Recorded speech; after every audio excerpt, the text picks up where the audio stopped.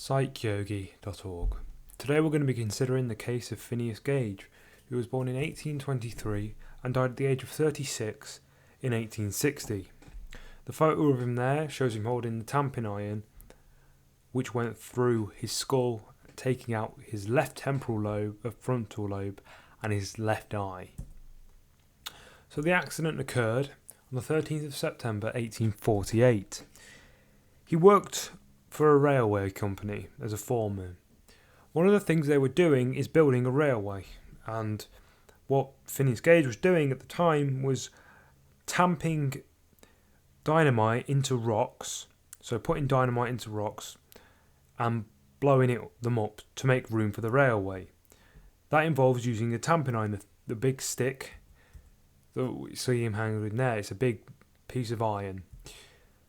While tamping the dynamite into the hole, he messed up the process and the dynamite exploded, sending the pole straight up through his left cheek and then through the temporal lobe, taking out his left eye when he did it.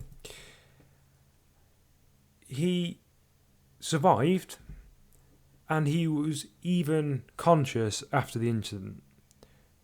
At least a minute after the incident he was conscious. Whether he remained conscious for the entire time is unknown, but after the incident he still wanted to continue doing his work. In fact, at the hospital he was writing in his notebook so he could continue his work. This is a 3D rendering of what actually happened to him. You can see where the pole's gone up through, taking out the frontal lobe. Interestingly, the wound actually healed after 10 weeks. And after this incident, his personality had completely changed. Before the incident, he was reportedly mild-mannered and a likeable person. In fact, he was reported as being the best worker for the railroad company, the best foreman they had.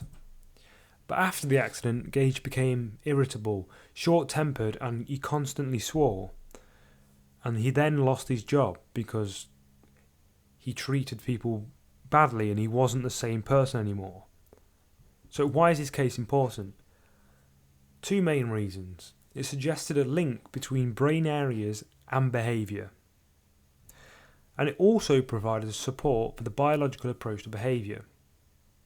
If you're studying A2 psychology, this is part of the background research for Rain et al. 2002.